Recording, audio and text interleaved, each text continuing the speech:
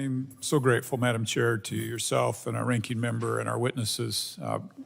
Obviously, a very important hearing. I feel like, if I'm honest, compared to our witnesses and other members of the committee, that I actually knew very little about fentanyl when this hearing was called. And I decided to go on a fact-finding mission to learn how fentanyl was impacting Utahs directly. Won't surprise you that I was shocked by the facts about fentanyl, particularly its use in Utah and the personal story of Utahns.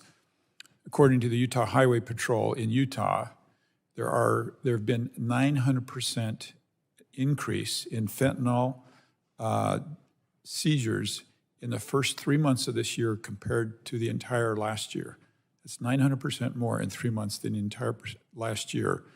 The number of overdose deaths involving fentanyl in Utah doubled from 2019 to 2020, and the largest percentage increase in fentanyl deaths, won't surprise you, was 18 to 24, followed by 25 to 34-year-olds.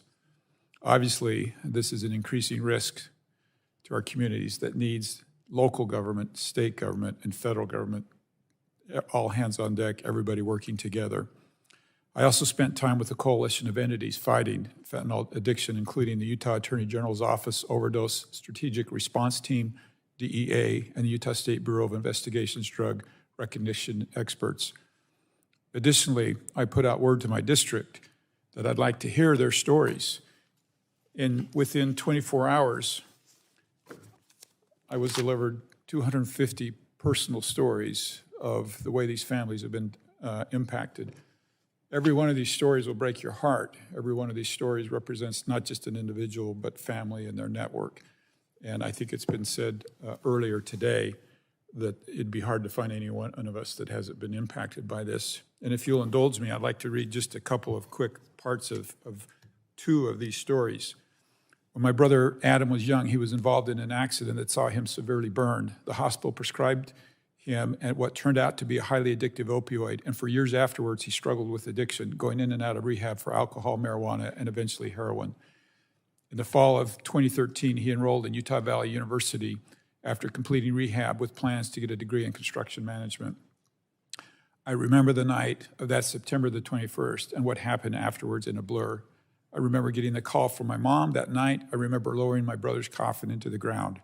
I remember feeling numb for months, and worst of all, I remember feeling ashamed of what my brother did. Nothing can turn back what happened to my brother, but I hope that we can talk more openly about addiction, opioid use, and the deadly influx of fentanyl into our country.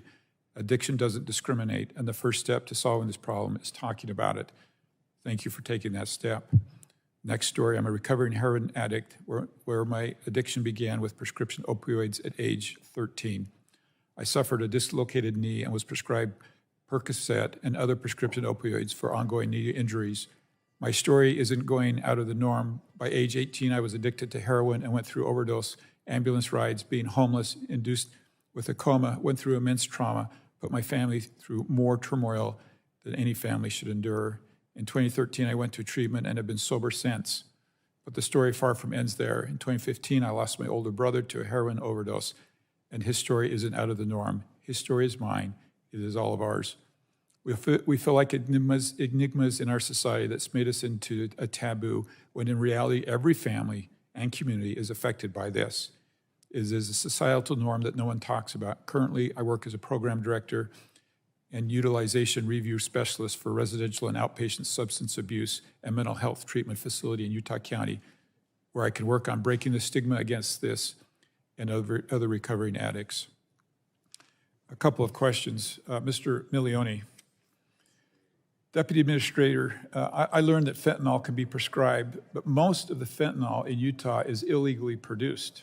I was told as much as 90% of it related to substances or analogs that are being distributed through illicit channels. As you know, the 5-year mandatory minimum for illicit fentanyl is 40 grams.